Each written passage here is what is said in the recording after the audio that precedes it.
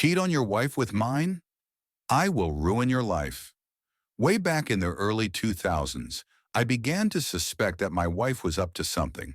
Our two kids were about 4 and 6, still young, but not so young. They couldn't tell you something about what had happened in their day. They started talking a lot about staying with my wife's parents during the day, which wasn't really that strange in and of itself. But since they lived about 90 minutes away, doing so 2 or 3 times a week seemed a bit much. That was basically every day she wasn't working at her part-time job.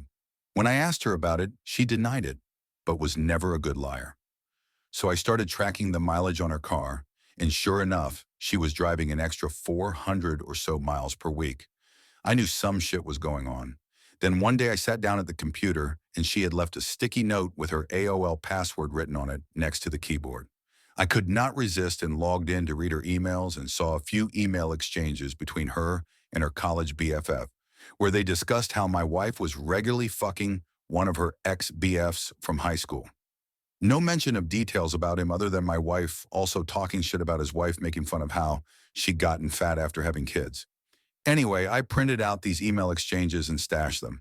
I still needed to know the details, so I called a friend who was a cop, and he suggested I call a guy he knew that had left the force to become a PI.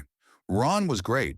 I paid his retainer and gave him the emails and what little I knew about my wife's activities, and he figured out exactly what she was doing.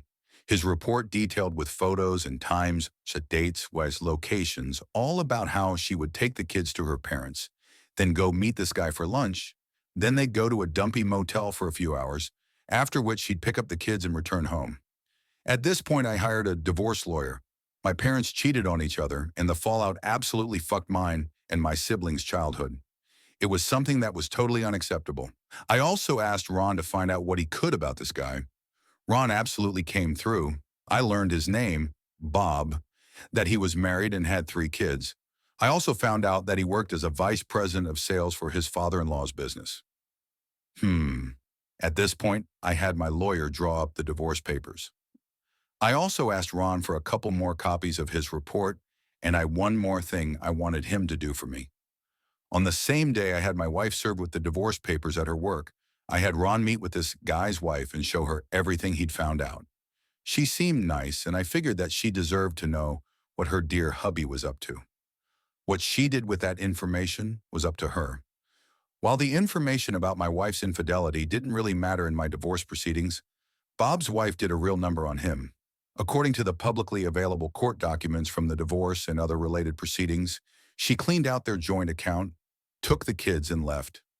As soon as her dad found out what he'd done, Bob was fired, and since her parents actually owned the house where Bob and his wife lived, he also got evicted.